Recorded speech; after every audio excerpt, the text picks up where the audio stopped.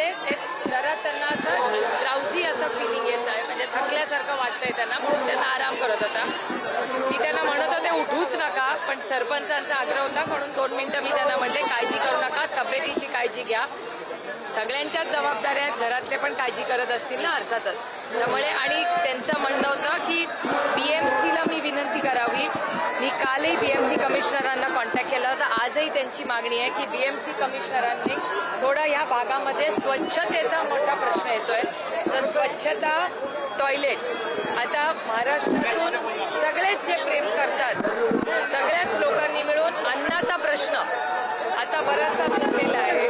त्यामुळे आता जेवणासाठी व्यवस्थित अन्न आलेलं आहे. पण त्यांचं म्हणणं असं होतं की कॉर्पोरेशनला सांगून इथले सगळे जे टॉयलेट्स आहेत, पाणी आणि इथे 4 लाईट्सची, रात्री अंधार होतो तर 4 लाईट्सची मागणी केली आहे, ज्याला आता होकार. तर 4 लाईट्स म्हणजे लोक अंधारात आणि पाऊसही आहे, त्यामुळे 4 लाईट्स इथे असले पाहिजेत. 4 लाईट्सची मागणी आणि स्वच्छतेची मागणी ही सगळ्यात महत्त्वाची आहे. त्यामुळे आणि येताना आपणही पाहिलं असेल की प्रचंड अस्वच्छता आहे. मी आता म्युन्सिपल कमिशनरांना फोन करणार आहे आणि इथे या भागामध्ये स्वच्छता आणि आलेल्यांची सोय ही टॉयलेटची पण केलेली दिसली, पण त्याच्यातही स्वच्छता आणि अन्नाचं जे काय झालं असेल तिथे स्वच्छता लोकांना गैरसोय होता कामा नये अशी विनंती महाराष्ट्र सरकारला करावी आणि BMCला करावी अशी त्यांची मागणी आहे.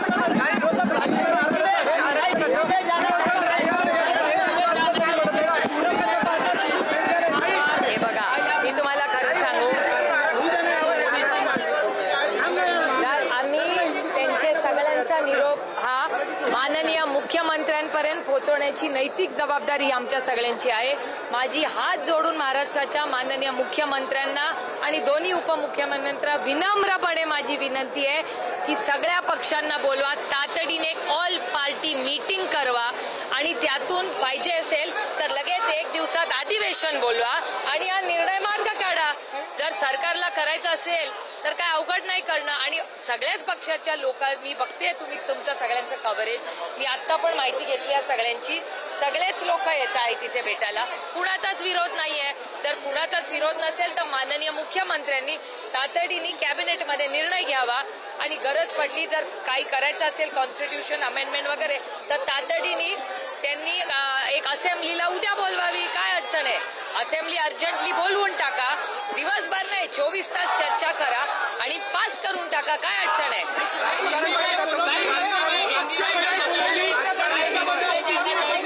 माझं म्हणणं आहे निर्णय सर्वपक्षीय बैठक बोलवली तर त्यामध्ये ओबीसी नेते सुद्धा आहेत. त्यांना देखील म्हणलं की गृहमंत्री आहेत, त्यांना सांगायचा निर्णय होईल. तर या सगळ्या याच्यावर विरोधक म्हणून तुम्ही विचार करताय असं सत्ताधाऱ्यांचं म्हणणं आहे. सत्ताधाऱ्यांच्याच हातात आहे निर्णय. त्यांनी आमच्यावर टीका करायची का? जे सत्तेमध्ये आहेत आणि आज जे आमच्यावर टीका करतायत त्यांनी किती वर्ष काँग्रेसमध्ये काढली, त्यातले किती वर्ष आमच्याच बरोबर होते. हे दुर्दैव आहे की वास्तवतेत कोणी जगत नाही आहेत आता सत्तेतले लोक. राजकारण केलं कसं काय कसं मुख्यमंत्री म्हणतात. मला एक सांगा, 2018 मध्ये का कुठल्या वर्षी देवेंद्रजीच म्हणले होते ना, त्यांचं असेंब्ली मधलंच भाषण आहे ना, बरोबर आहे ना? देवेंद्र फडणवीस जी. हे दृश्य आपण नुकतीच बघितली. खासदार सुप्रिया सुळे यांनी माध्यमांशी संवाद साधला. जरांगे पाटील यांची उपोषणस्थळी जाऊन त्यांनी भेट घेतली होती, त्यानंतर त्यांचा संवाद.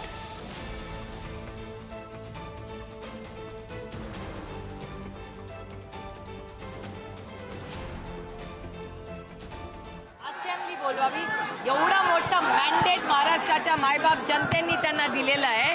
त्याचा वापर कॉन्ट्रॅक्ट किंवा मोठे रस्ते करायच्या ऐवजी समाजाच्याच साठी करा अशी माझी विनम्र विनंती. एक पहिलं मराठी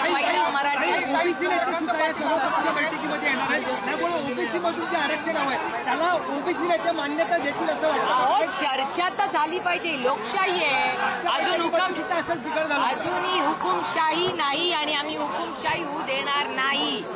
आमचं म्हणणं आहे चर्चेला आम्ही सगळेच तयार आहेत. तर माननीय माझी विनम्र विनंती आहे महाराष्ट्राच्या माननीय मुख्यमंत्र्यांना की सगळ्यांना बोलवा आणि मार्ग काढा. करेन. महाराष्ट्राच्या मायबाप जनतेने 250 त्यांना आमदार किती आहेत त्यांचे आमदार 250 आमदार आहेत त्यांच्याकडे. काय वाटतं नाही हिंदी में जाना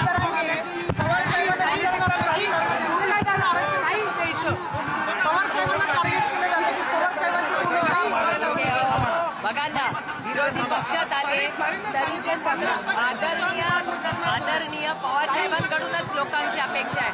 आदरणीय पवार साहेब तर विरोधी पक्षात आहेत तरी लोक हिंदी में जाना चाहेंगे. मराठी पहिले विरोधी पक्षातून आरक्षण दिलं नाही काय सांगा. आता तुम्ही सत्तेत आहात ना 11 वर्ष आहात ना गल्ली टू दिल्ली सगळीकडे तुमचीच सत्ता आहे. करून दाखवा तुम्ही. आम्ही कुठे नाही म्हणतोय. आमची सहकार्याची भूमिकाच आहे. हिंदी में जाना चाहेंगे. आज आप मनोज जरांगे पाटिल को मिलना है. ऑल पार्टी मीटिंग की आपने मांग की है, क्या कहेंगे? मेरी पहले दिन से मांग है कि ये लोकतंत्र में चर्चा होनी चाहिए. इतना बड़ा मैंडेट इस सरकार को मिला है. मेरी बड़ी विनम्रता से मेरी महाराष्ट्र के माननीय मुख्यमंत्री और दोनों उप मुख्यमंत्री से विनती है कि आप चर्चा करवाइए, अर्जेंटली निर्णय लीजिए और अगर सबका साथ है तो इन्हीं का लाइन है ना सबका साथ सबका विकास. तो सबका विकास करिए. मनोज जरांगे पाटिल उनके भाषण में देवेंद्र फडणवीस को ज्यादा टारगेट करते हुए दिख रहे थे, बल्कि एकनाथ शिंदे ने उनको वादा किया था कि आपको जो है आरक्षण मिलेगा. मेरे ख्याल से आज जो महाराष्ट्र